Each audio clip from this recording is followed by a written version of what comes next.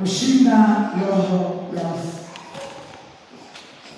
Wiki iliyopita nilifundisha somo linasema kutoka kwenye milango ya gereza ya kiroho. Inawezekana kuna magereza ya kiroho yanaweza yakakufunga. Inawezekana kuna magereza ya kiroho kabisa. Na gereza la kiroho la kwanza ni kukosa kuwa huru. Hauko huru, haujitawali. Mtu anayetembea na roho ya hofu siku zote huwa hajitawali, bali anatawaliwa. Kwa hiyo nikasema gereza liko aina mbalimbali. Hasa watu wa Mungu waliokoka wanateswa sana na roho. Magereza za kiroho. Magereza za kiroho inawezekana ni magereza ya kutomwamini Mungu. Inawezekana ni magereza ya kutomwamini Mungu. Mwambie jirani yako, hongera, leo umeshinda hiyo gereza. Rudia tena. Kuna mwingine hajashinda gereza, anawaza, na hilo ni gereza. Anawaza. Hakuna gereza mbaya kama gereza la kiroho. Gereza la kiroho linakufanya uone mwisho. Nimesemaje? Inakufanya uone mwisho, hauoni fursa, hauoni uzima mbele, hauoni amani mbele.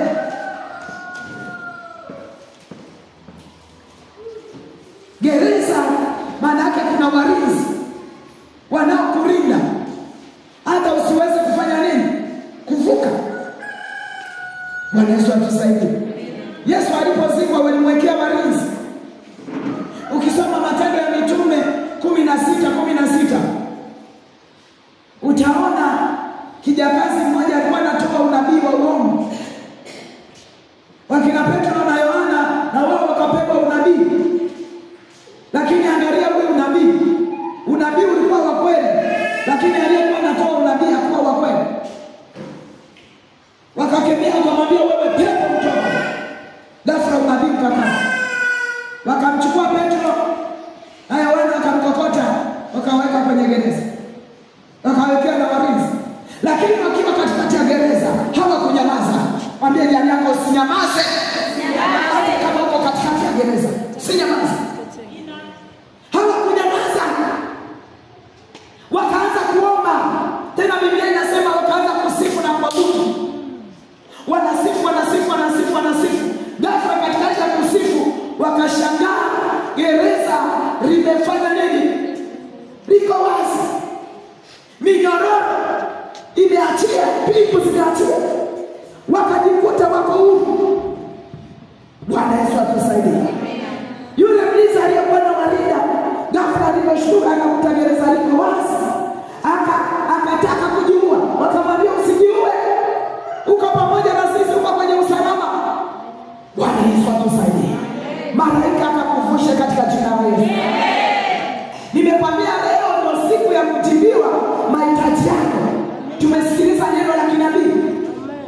Anasema Mungu hakujibu siku ya ziki. Kumbe Mungu anasubiri ziki ili aweze kujibu watu wake. Amina. Ukisoma Zaburi 34 mstari wa 17 anasema nao walilia na akasikia kilio chao, akawaponya na taabu zao zote. Amina. Mungu anahitaji watu wajasiri. Mungu anahitaji watu ambao katikati ya changamoto ndio wanapojisogeza mbele za Mungu na kumtafuta kwa bidii. Halo? Akujibu siku ya nini? Maana yake kama una ziki una majibu. Hili neno ni kubwa sana. Ukiendelea kulisoma na kulitafakari. Anasema asikumbuke sadaka zako na dhabihu zako.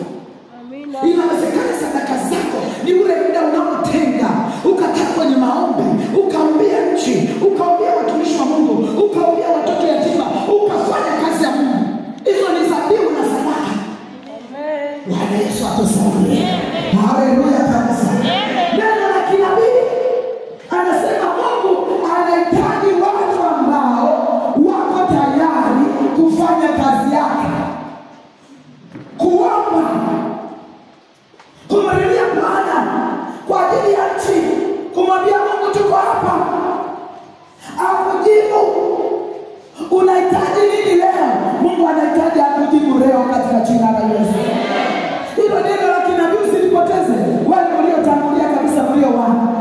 Nimeshalitoa hilo neno la kinabii. Ninatembea nalo kumwambia Mungu, ninasogea mbele zangu. Kumbuka sadaka zangu na dhabihu zangu. Na umesema utanijibu siku ya ziki. Mungu anataka akujibu mahitaji yako. Mungu anahitaji ajibu familia yako. Mungu anataka ajibu kazi yako. Mungu anataka ajibu nafasi ulio nayo.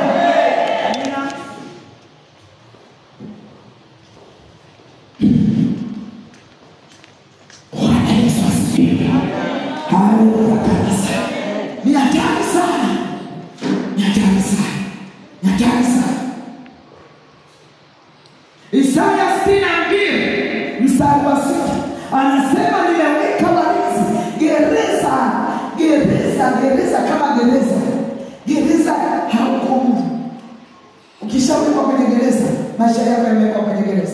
Ukitolewa kwenye gereza, maisha yako yametolewa kwenye gereza.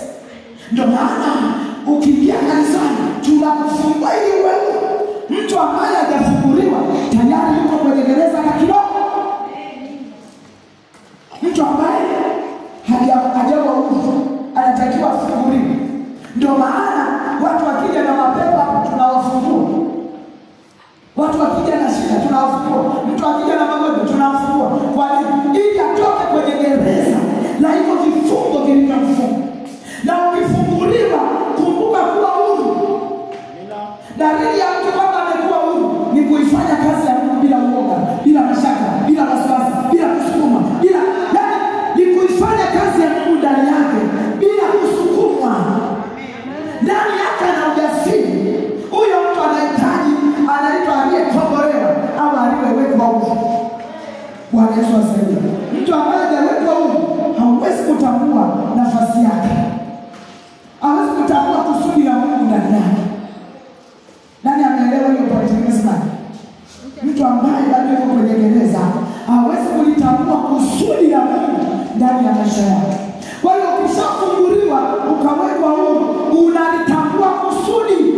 Kusudi limebeba hatima ya maisha yako. Nimesema Mungu akitaka kukubariki anaangalia kusudi ulilonalo kwa upande wake. Mungu akitaka kukubariki anaangalia kusudi ulilolibeba. Tumeletwa hapa duniani kwa kusudi. Ndio maana Mungu anatufungua, anatuweka huru. Bwana Yesu asifiwe. Haleluya kanisa. Haleluya mwana wa Mungu. Gereza ni kutumikishwa. Mtu ambaye yuko kwenye gereza anatumikishwa. Hana uhuru wa kujiamulia, anaamriwa. Magereza ya kiroho.